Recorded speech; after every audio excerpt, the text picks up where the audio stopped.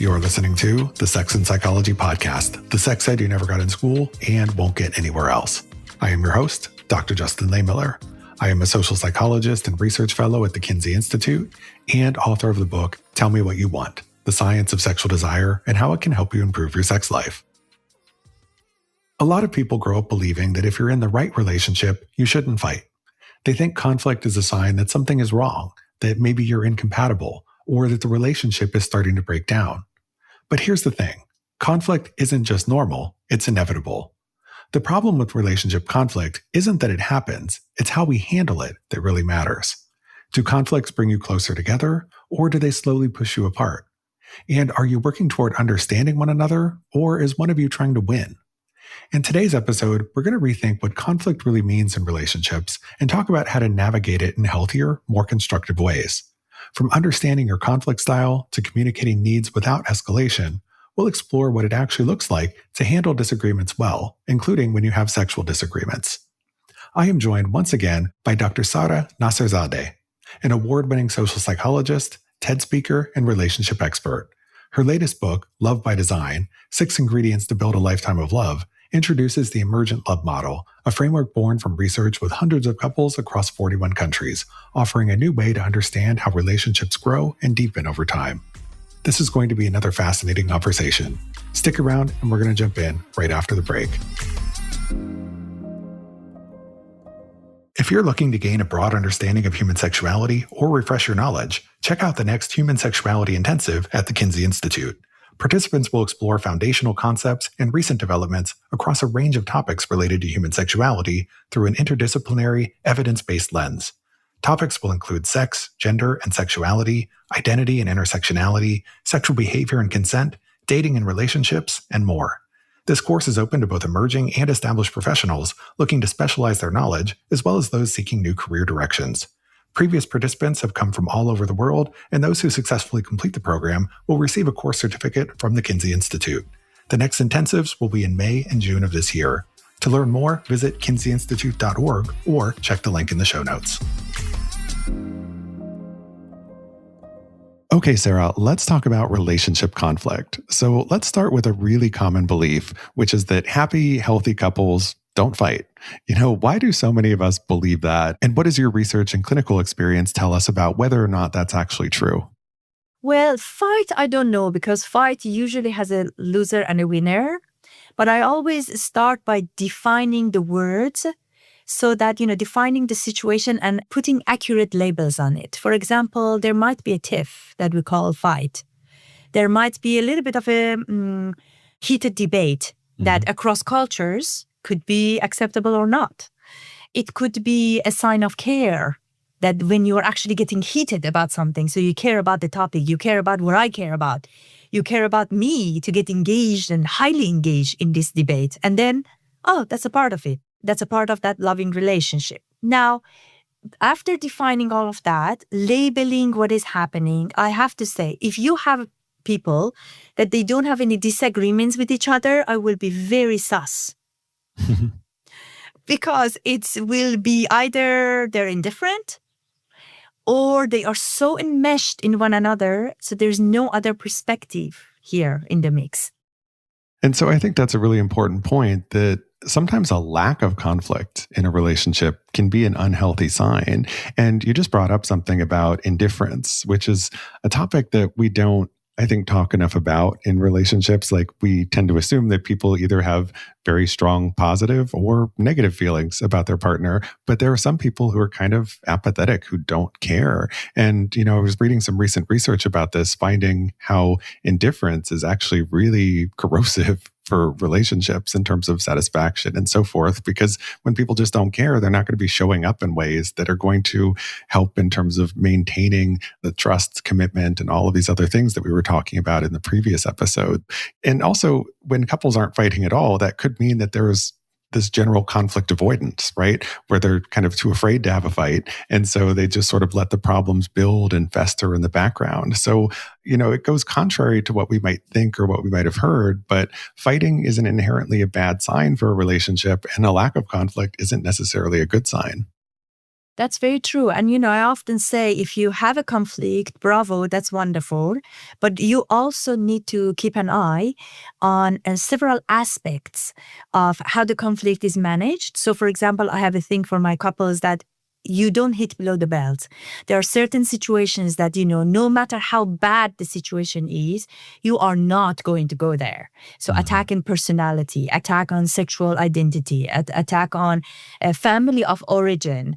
Many people make that mistake that if I come to my partner and say, oh, my mother, no, it's my mother at the end of the day. I make and break, right? With them. It's not your position to come in and say, yeah, damn your mother. No. So there are lots of conflicts, I call them rules of Rao. You need to be aware of those rules. And many people say, oh, yeah, but in a loving relationship, I should have no filter. I should be able to say what I want. No, I'm so sorry. It's not going to happen. I mean, in a loving relationship, first of all, apart from the person who gave birth to you, like in however way, that is also could be not unconditional, but that's the divine. If people believe in, divine love, that is the only unconditional. So the rest of it, we're all human. We are not above humans. And everything that we say goes by the rule of reciprocity of liking, the exchange theory that we have in social psychology. So we always do something or say something to get something in return. And if you're not doing that, you're not a human. This is just the human behavior, right? So in conflict situations, we need to have certain rules and abide by them. There's certain rules and etiquettes of how we are managing the conflict that matters a lot in coupledom. It's very true. And we're going to talk about how we can fight better in our relationships or have healthier conflict when we get a little deeper into the conversation. Now, when conflict does arise, people tend to fall into patterns, right? So some people become pursuers, some people withdraw, some people want to try and fix things immediately, some people want to sleep on it and wait, some people just want to take some space, right? So what are some of the most common conflict styles that you see in your clinical work and research? So 3 conflict styles that I introduce. One is the stallion. So they have so much energy and passion. They go at it, right? And then they calm down and then they go at it again. Or because the energy is gone, then they calm down. That's a stallion. The other one is, and if we're talking about the dyad relationships, couples, or, in that sort of dynamic, if you have 2 stallions, they fight really, really hard. And then they cool off. And then they fight and then they cool off. So that's that. And then the other one is turtles. Turtles avoid conflict at all costs. They just go to their shell, nothing happened, and then tomorrow is a new day. So that. And then the other one is, which is very common, is the net and sword. One person casts the net, come here, we need to resolve this. And then the other person pulls up the sword and says, no, leave me alone, I need my space, right? All of these would be okay if you know how to communicate with the other person. They all have their own merits. These are coping mechanisms that we have. They are all shaped by our blueprint of communication, of relational blueprint, love blueprint that we grew up with. Fine. And a lot of it is socioculturally constructed as well. So you see different conflict being more predominant in certain cultures than others. But as long as you can communicate, let's say, for example, net and sword. One person wants to have the resolution straight away, right away. The other person says, hey, I need some time to cool off, to regulate, to think, to make sense of it, to process. Now, the person who needs the space has the responsibility to go back and say, hey, this is getting out of hand, or I'm getting really overloaded here. This is not productive, whatever, just call it off. And then say, if you have it in you, say, I love you. Can we pick this back up after breakfast tomorrow? Very specific timing, and it's your responsibility to come and say, hey, I'm sorry I wasn't ready to discuss this. Can we do this now? Many people, first, they just walk away. They just shut down, they walk away, they don't know, and this other person with the net gets aggravated and aggravated and aggravated. And the human mind, as you know, is not the most pleasant-making situation. It always looks for disaster because the main reason we have a brain is to preserve safety. So it can imagine and assume the worst case scenarios. So when we leave the other person hanging, it's not that, oh, I'm going to punish you or I'm just going to walk away, come back. You might know all of that in you, but the other person doesn't know that. They're going to escalate and bringing them back from that. Good luck to you. So just do a little thing, right? I'm getting really overloaded. I love you. You can even touch them if touch is allowed in that heated moment, and say that, hey, I'll be back. I just go out for a walk. I'll be back in an hour. And do come back in an hour. Or make a communication, with them, have a communication and say, hey, it will take me a little bit longer. I'll be out, another 20 minutes. Be very specific. When you have that, just try this simple thing, see what will happen in your relationships. It's huge. And for the turtles, sometimes being eye to eye, it's not going to work. I have this thing that I give to couples. I say couples jar.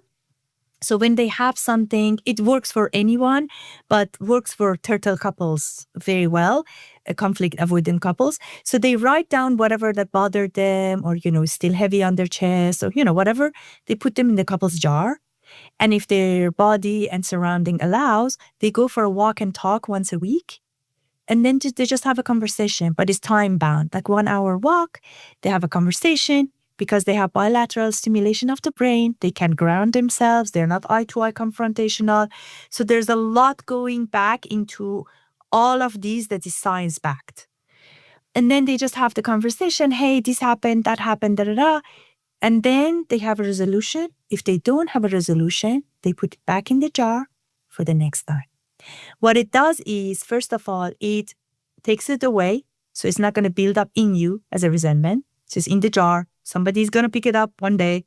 The other thing is, when the time comes for that walk and talk, you pick it up, it's not relevant anymore sometimes because of the perspective induced. So you just chuck it in the bin, right? So there's a lot of science in every single thing that, is packed in this book. But also, I want people to know that whatever that works for you, it works for you for a reason. So don't think that, oh, Dr. Sarah said this, I question everything, and I encourage everybody to question everything also.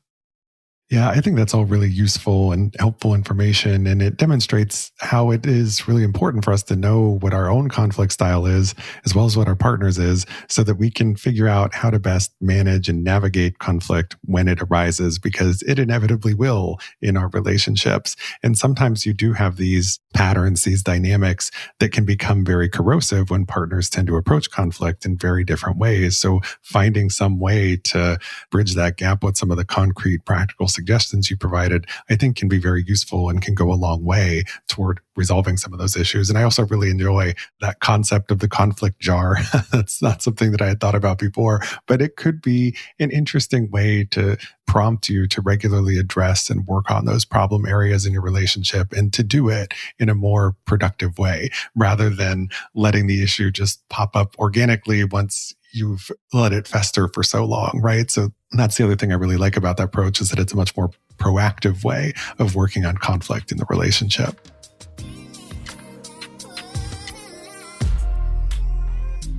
Let me introduce you to Soaking Wet from VB Health. It's a doctor-formulated blend of 2 prebiotics and 3 probiotics that promote total vaginal health, as well as 3 vitamins and minerals that promote vaginal wetness and overall sexual health. VB Health is on a mission to create supplements that work using scientifically backed ingredients.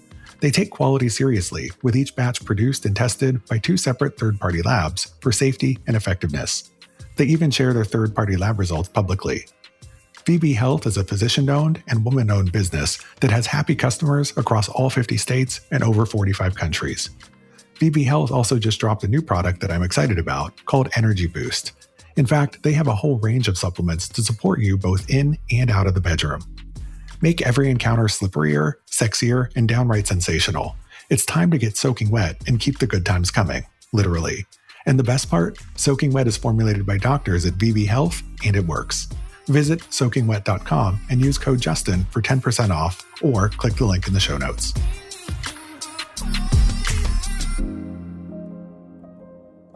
Now, there's a popular piece of advice that you should never go to bed angry, But in reality, that's not always practical or even helpful. So I'm curious, what's your take on that idea? When is it better to really power through it, work on something versus take a break and revisit it later? Yeah, that. So first of all, I need to come in with a piece of cultural context here. In some cultures, individualistic and Western Europe mostly and Northern America, we talk about everything. We have words for everything, God knows, right? In collective cultures, meaning the rest of the world, by different degrees, sometimes you don't need to talk about things. You just go through the actions unless you really hurt each other and you need to actually apologize or mend something before you go. Sometimes the accumulation of the actions are much, much louder. There are certain sayings in collective cultures that we actually say, they actually say, if a person talks too much and processes too much, don't trust them. There's a thing. There's a cultural belief in that. Mm-hmm. So whether we talk about something or not, we have to first embed it in the sociocultural context. That's one. Mm-hmm. The second piece of it is if you feel like something, you can't really shake it. You want your partner to know because it's going to serve the relationship in the future or is something that is a repeated pattern. I definitely encourage you to carve time in a suitable time when you're not hungry, angry, bored, tired, drunk, high. Just bring it up and say, hey, I noticed that this is still heavy on my chest and I really would like for you to hear me out. And then bring it up and put it forward. Because sometimes it becomes a nut, and then you're on guard all the time around your partner. That's not going to help anyone. So in those scenarios, talk. But not going to bed angry, meaning that you need to process everything with the same frame of mind that created it. That's not going well. In any language that at least I speak, and I'm pretty sure you know of around the world, we have a sentence that says sleep on it. There's a reason for that. Because conflict gets resolved. We can organize, we can induce perspective, we can have, our safety restored around the sleep time. So the day after when you wake up, you have a whole different perspective and a whole different brain to deal with whatever that happened. So there's actually a good thing. Mm-hmm. However, I don't want, especially couples, if they're listening, to have this and then go to bed, lose sleep, and whatnot. Make an agreement with each other. Can we talk about this tomorrow? And be a little bit reassuring. I love you. I want to resolve this. Can we talk about this tomorrow? If that moment happens, it goes a long way. And if you can have a little bit of a touch, I'm in this with you. I'm sorry this happened, but let's talk about it tomorrow. Something like that goes a long way. Yep. And that's something that I wish I would have learned much earlier in my life, because when I was younger, in my 20s or so, when there would be a conflict situation that would arise in a relationship, I was the person who was like, nope, we got to deal with this now. And I can't go to bed. I can't go to sleep until we've fully resolved this. And so that meant, if conflicts did come up, staying up very late into the night and trying to figure out some sort of resolution that would allow me to try and move on and move past it. And as I've gotten older, I've realized, that's not always helpful or productive. And oftentimes it is much better to just sleep on it. And sometimes after you've slept on it, you realize, maybe that wasn't the big deal that I thought it was anyway. And maybe we don't even need to have a whole argument about it. So yeah, I think taking some time, some space, sleeping on it can be very healthy in terms of the way we approach conflict. Exactly. Or jot it down somewhere. Get it out of your system, jot it down, put it somewhere. You can do all of those without actually having that conversation before you're ready. So in the heat of the moment, it's very easy for conversations to turn very critical and for people to get very defensive.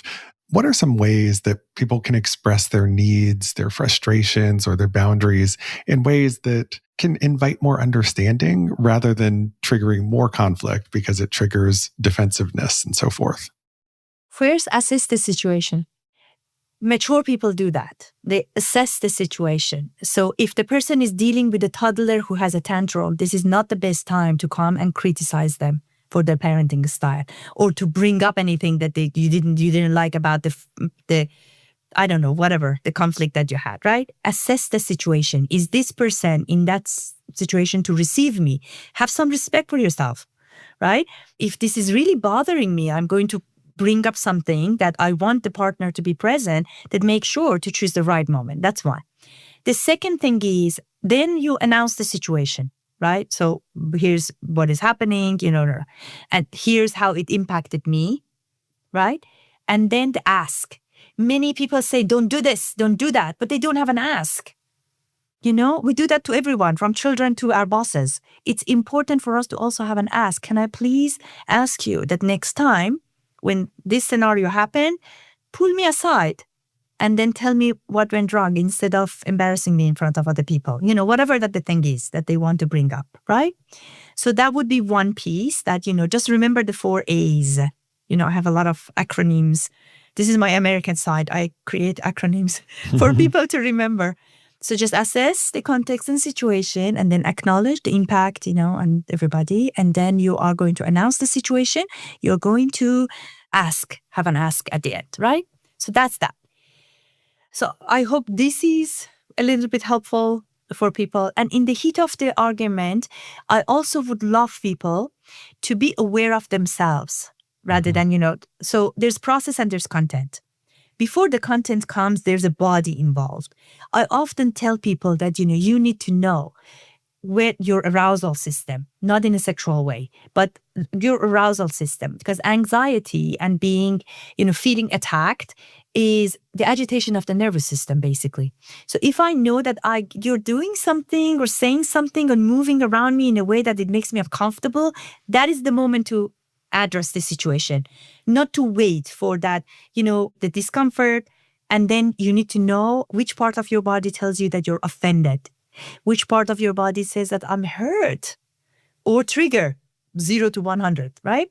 So if people know these signs, signals about themselves, they can pause and act accordingly before they explode in the situation. So again, put your efforts where they matter. So instead of learning about, how to put the content right, which is important, but learn how the body is going to make you a puppet in that situation, right? So, and then call it out. That actually makes me uncomfortable. I'm not ready to have that conversation. Can we talk about it tomorrow? Or I know what you're saying is really sensitive to you and I want to be there fully present for you. Can we please have this conversation after dinner? I'm so hungry. Nobody else can do this for you. You need to know it about you, right? So that piece of it, be aware.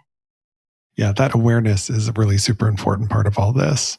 Now, when it comes to conflict, a lot of people ideally would expect that you're going to have full resolution or complete agreement afterwards, but that's not necessarily realistic, right? Sometimes there are going to be unresolved issues or lingering differences. So I wondered if you could talk to us a little bit about how we can embrace the imperfect resolution.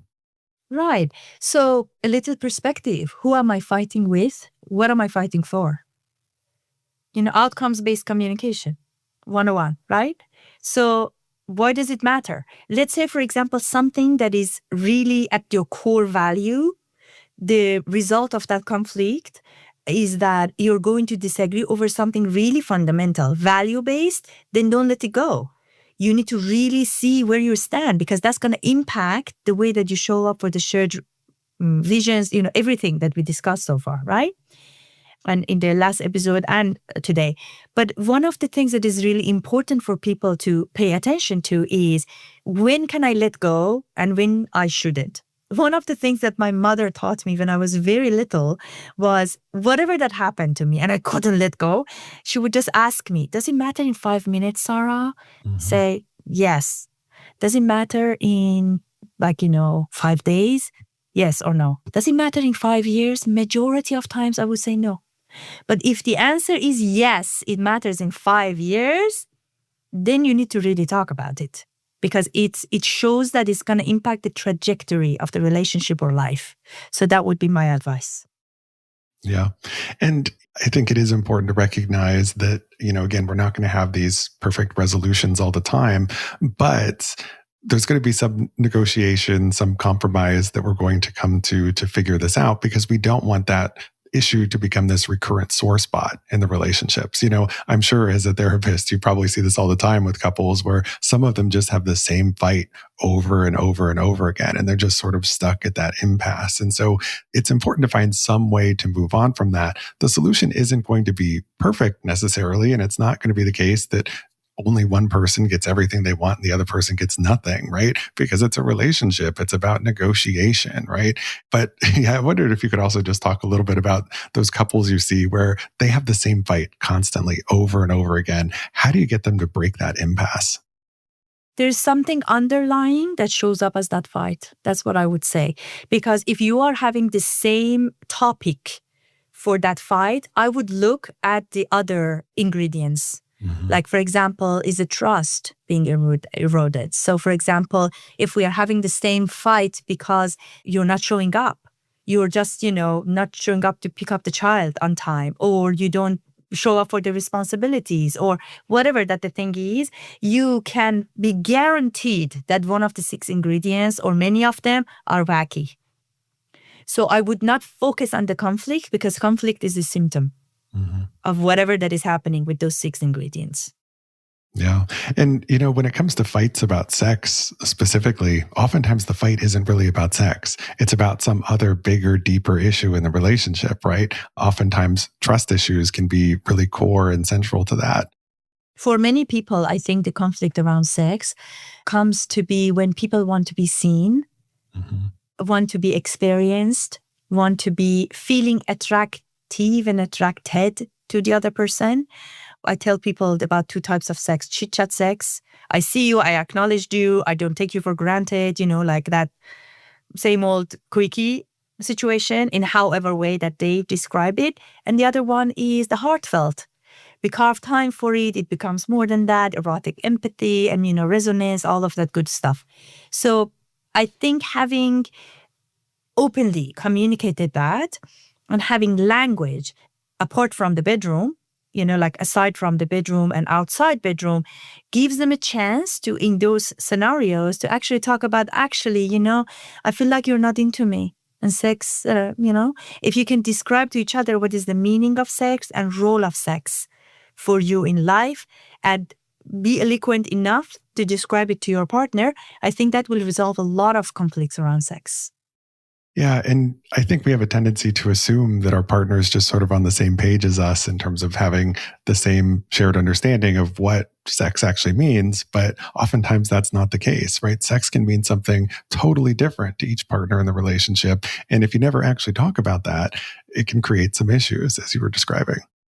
Exactly. And my couples are supposed to describe a sexy menu for themselves, sexy time menu. And when we say sex, again, people think heteronormative, penile hotel, like all of that. But that's not it. That's not just. How about sensuality? How about the teasing part of it? How about, being there with each other and experiencing everything? So it's important for people to really describe their sexual blueprint, as I call it. How would they describe a sexy scenario, a sexy interaction, sensual interaction for that matter, and then put meanings and roles to it all the way through. And those are the meaningful conversations for couples to have. Yeah. Understanding your sexual and erotic blueprint, I think, is really, really important. And like you said, can go a long way toward helping to prevent and resolve a lot of sexual relationship problems that arise. So thank you so much for this amazing conversation, Sarah. It was a pleasure to have you here. Can you please tell my listeners where they can go to learn more about you and your work and get a copy of your book? Oh, my pleasure. Thank you for having me.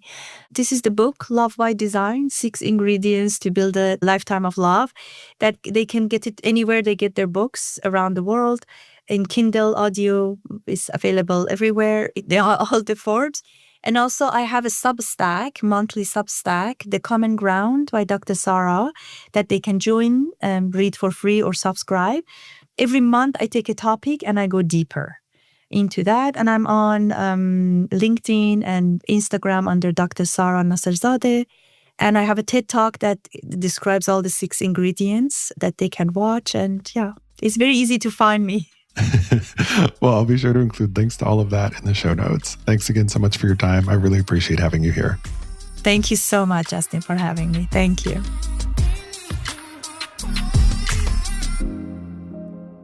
Thank you for listening. To keep up with new episodes of this podcast, visit my website, Sex and Psychology, at sexandpsychology.com, or subscribe on your favorite platform, where I hope you'll take a moment to rate and review the show.